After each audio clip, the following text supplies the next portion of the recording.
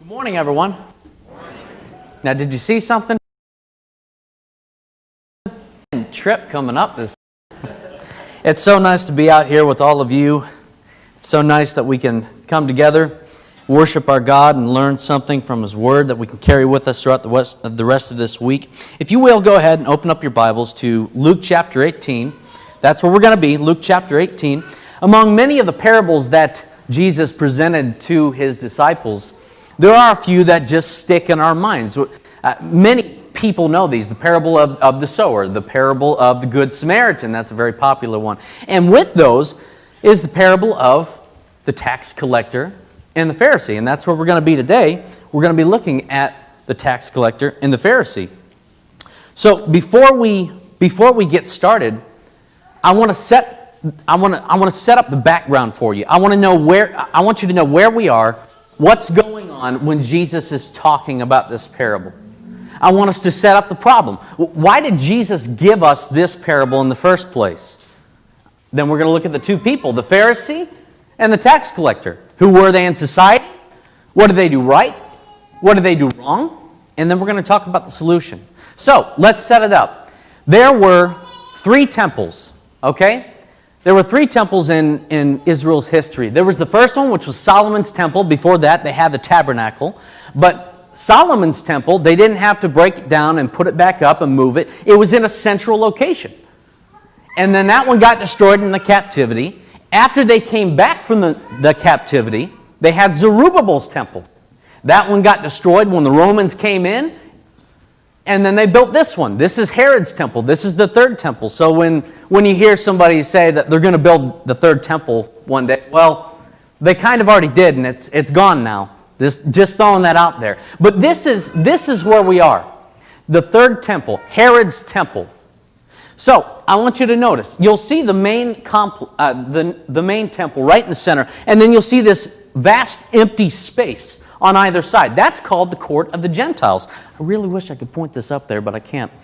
That's called the court of the Gentiles. Now, this would be for the God-fearers or those who were not Jews. They would go to the court of the Gentiles if they worshiped Yahweh, if they were devoted to Him. But they could not go any further in than this. Now, you go past this, and you get to the main complex here at the temple. You go into the beautiful gate. This is where the lame man was healed in Acts chapter 3. He was sitting right there at the beautiful gate. On the screen, it's on the right-hand side. So you go into the beautiful gate, and you have the court of the women. This is where all the Israelites would have been. This is where they would have worshipped God. And then you see these little 4 boxes that are kind of surrounding the women's court. Those one's for the court of the lepers, and one is for the court of the Nazarites. We remember who the Nazarites were? The Nazarites were those who were devoted to God. They were not allowed to cut their hair. They didn't take in any alcohol. They didn't touch the dead.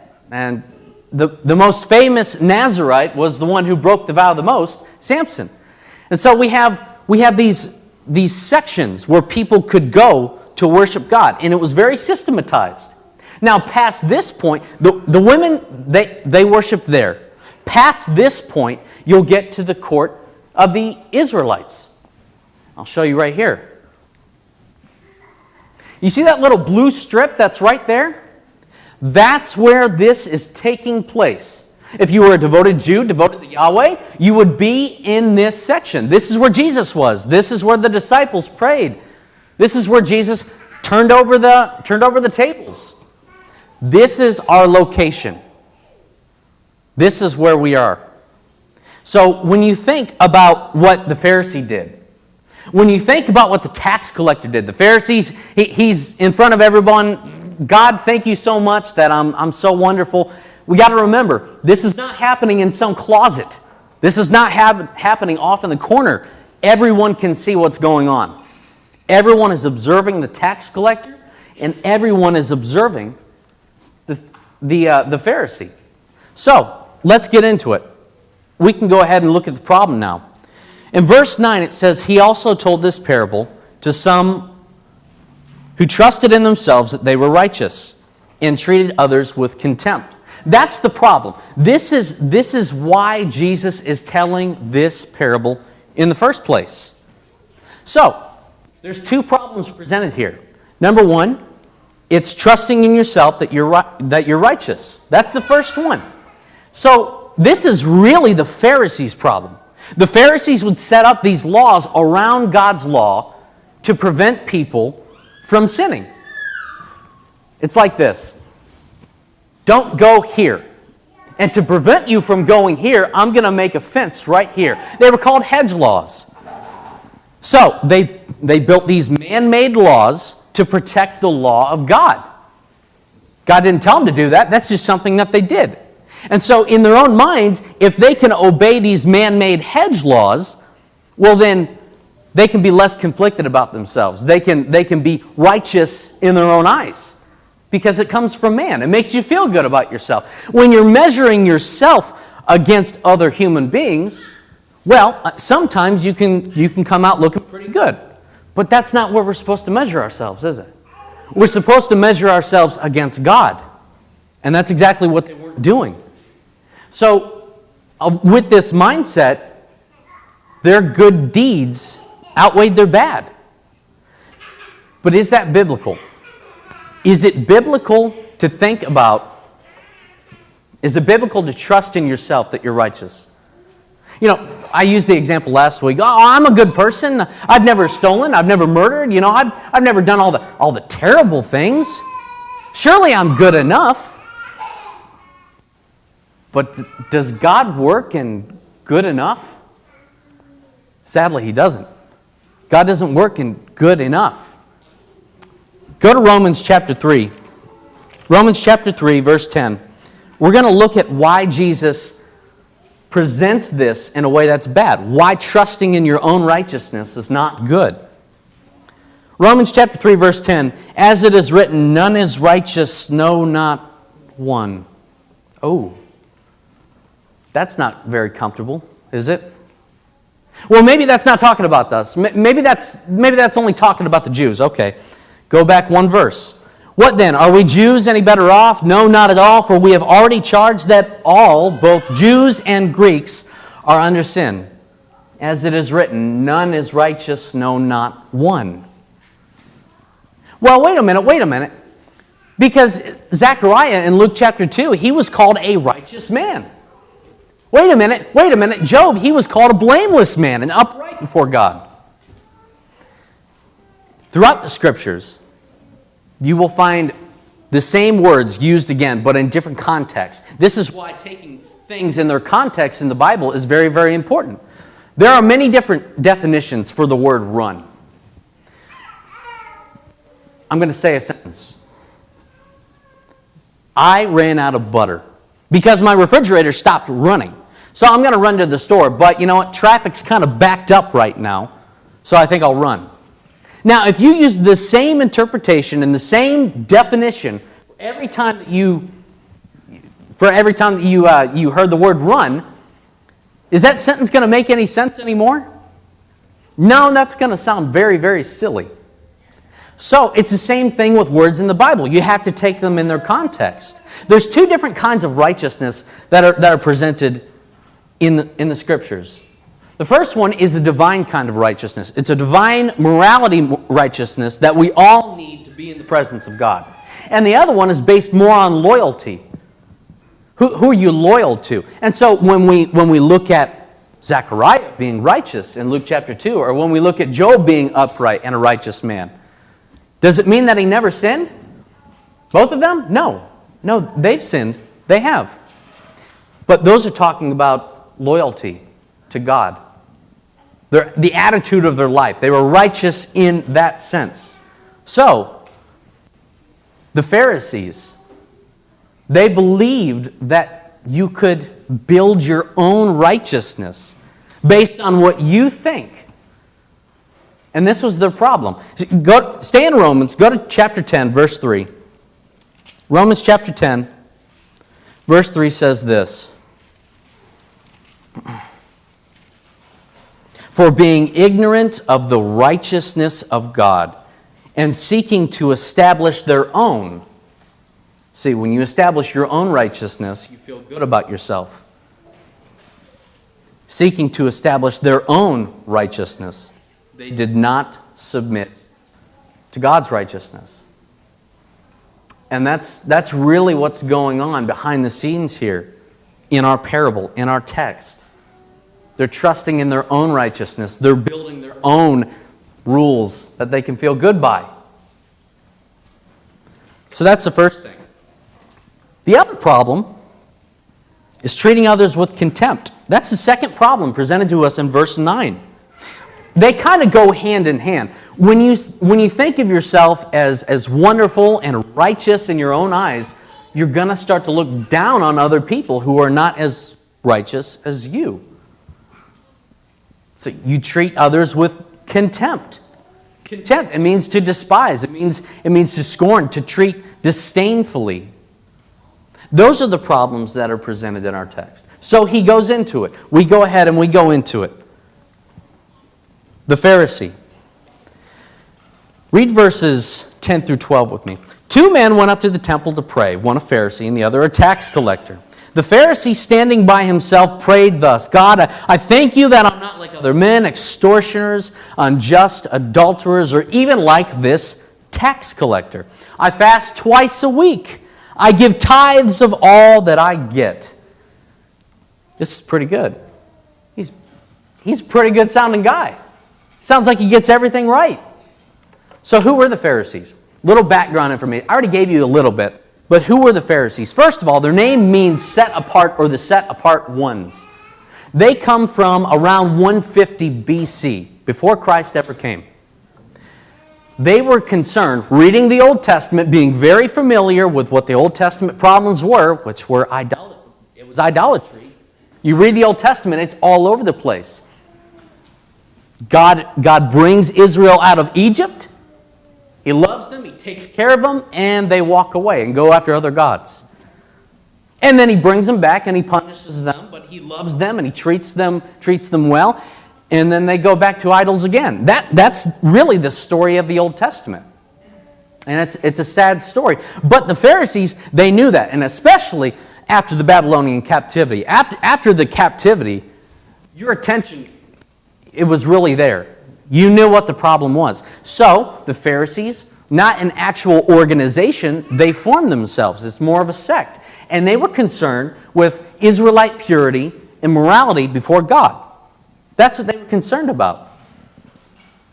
But like all bad organizations or whatever, they have a good start, but they become corrupt. And by the time of Jesus, they had become corrupt. The rabbis and the Pharisees created these hedge laws. And that's where we're at with them. So, what did he do wrong? Well, no. We're going to do what he did right first, because that's what the slide says. So, what did he do right? Well, I mean, look at the text. The first thing it says in verse 10, 2 men went up to the temple to pray.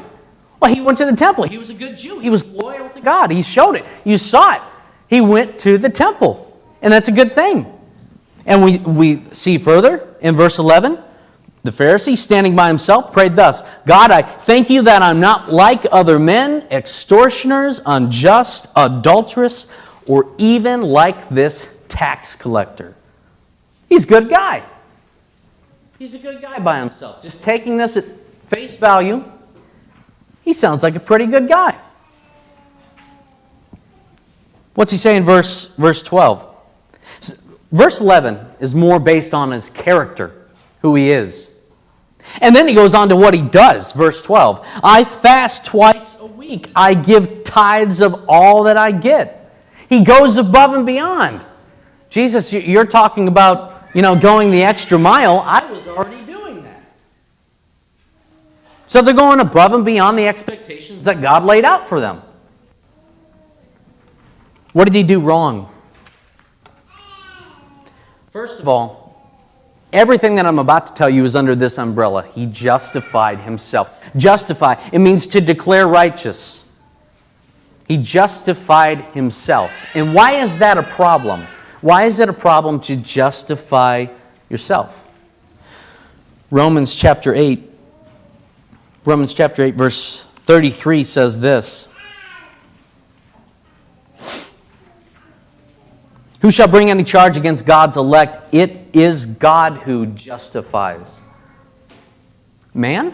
No. We don't get to justify ourselves. None is righteous, no, not one. I know it's uncomfortable, but it's biblical. We don't get to justify ourselves. It's God who justifies. So when you let God do the justifying, when you let God declare you as righteous, guess what? There's no room for you to treat others with contempt because we're all on the same playing field. Remember that phrase? The ground is level before the foot of the cross? That's it. That's exactly it. So, everything I'm about to say is under that umbrella of justifying himself. So he went to the temple to pray. Okay. Here's why that's wrong. It was the attitude. It was the heart behind it. Right before this parable is given, Jesus is talking about the persistent widow who prays. Remember her? Go knock on the judge's door as much as you can. Annoy him in order to get justice. It's all about being persistent in prayer. And then he follows that parable up with this one. So prayer is not enough. Well, I went to church today, so check. That's got to be it. That's not it. It's not just that.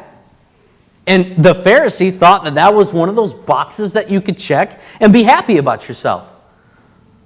But it's more than that. Following Jesus is always more than that. It's the heart. So he went to the temple to pray.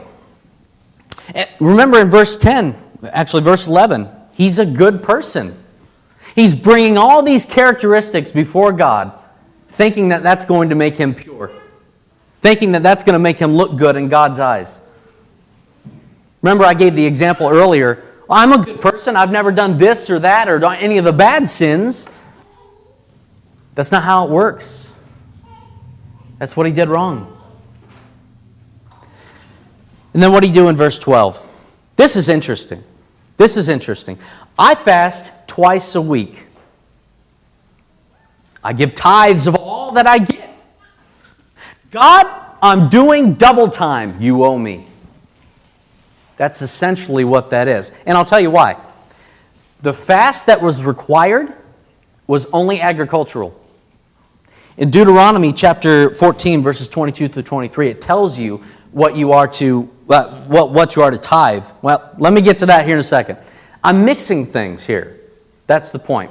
Because I started with fast, and then I went to tithes. Let's start with fast. Fasting, the only fast that was required in the Old Testament law was on the Day of Atonement.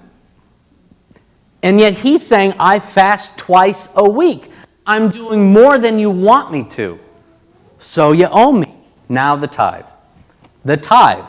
The only tithe that was required was agricultural. Oil, seed, grain, stuff like that. But he's saying, I give tithes of all that I get.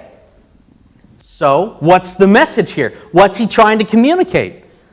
God, you owe me. I've made myself right in your sight by myself. Pay up. That's not how God works. That's never been how God works. We can't. God doesn't owe us anything. That kind of hurt. God doesn't owe us a thing. Well, God has to treat us all fairly. Listen, you don't want fair. Listen, you don't want fair. In fair, there's no grace and mercy. Because grace and mercy is not fair. If it was fair, then we would all have justice. Justice, it's what we all want. You know, whenever we see something on the news, somebody gets away with something, there's something inside of us that says, no, he needs justice. But then when it's turned around on us, we don't want justice. Romans chapter 3, verse 23. What's it say? All have sinned. All fall short of the glory of God. Romans 6:23. The wages of sin is death. So with a crime, there's a punishment. And that's justice. We don't want justice. At least not in the ultimate sense. We want mercy.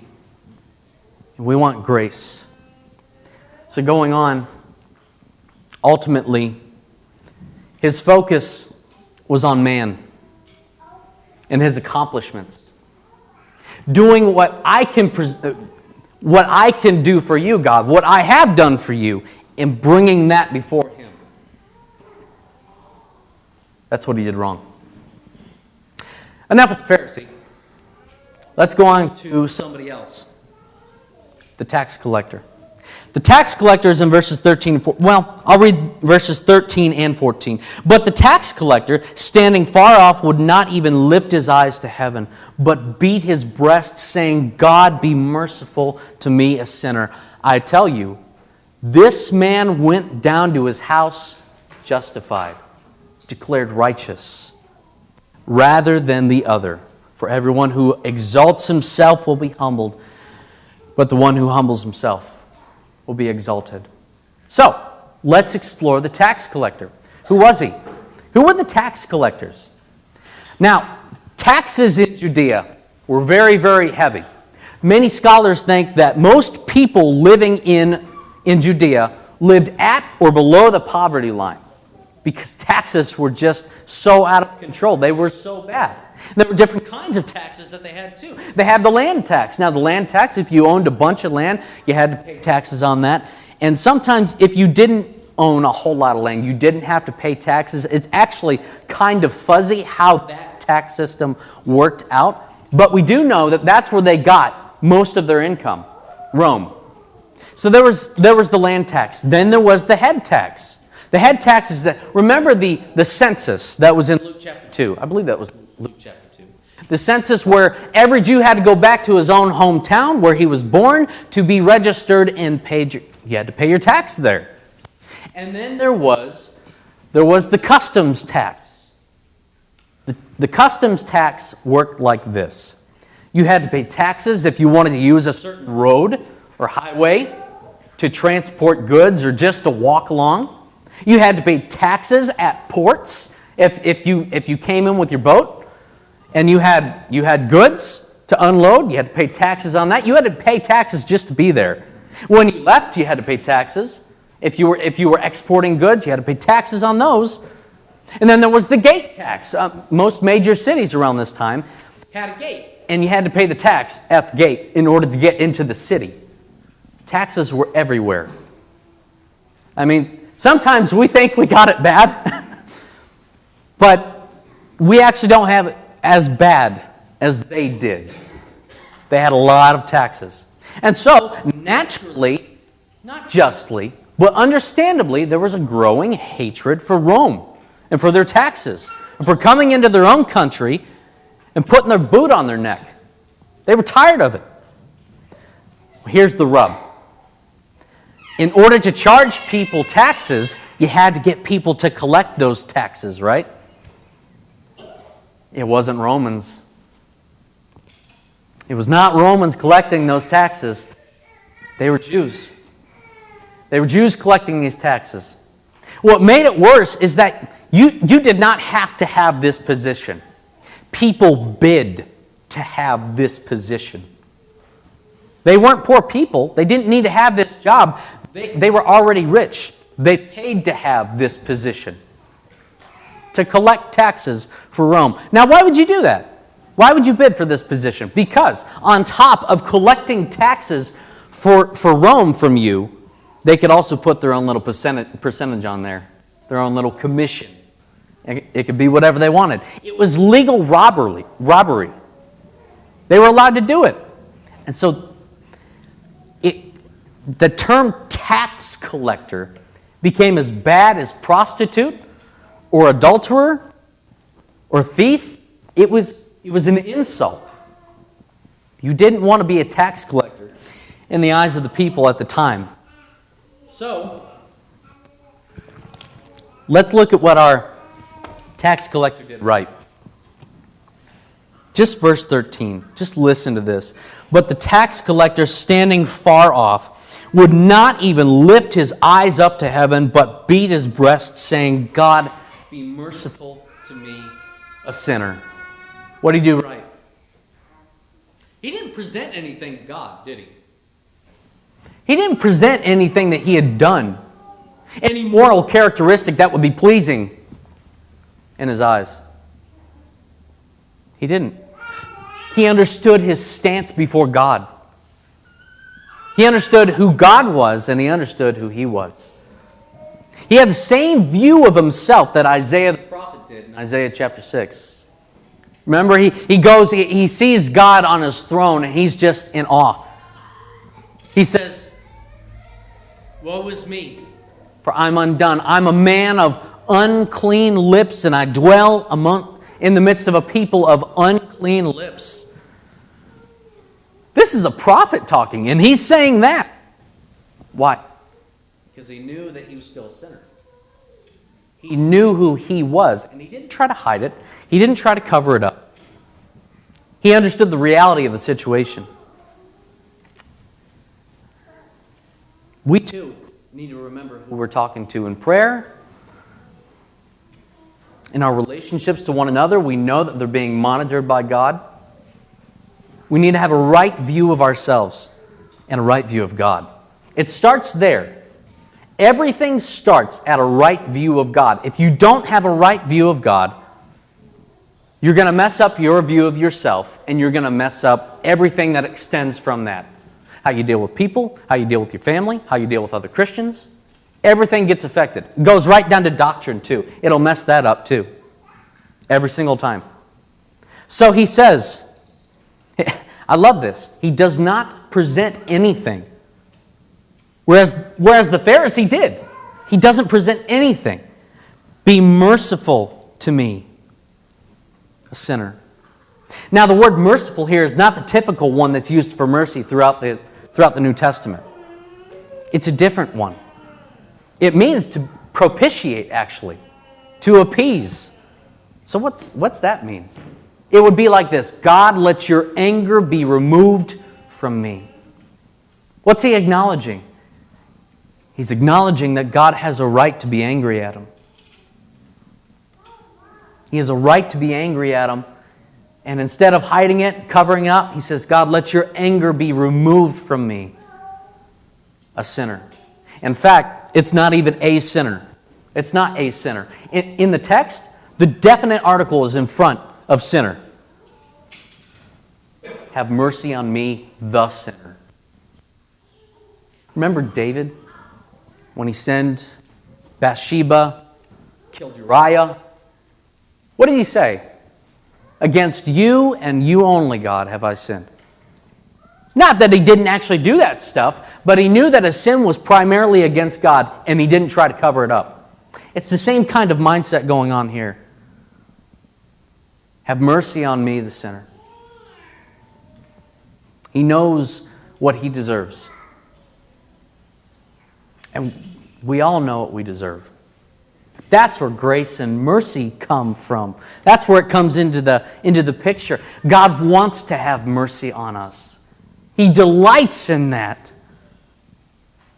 He wants to extend that hand of friendship and mercy and grace to you. He wants to forgive.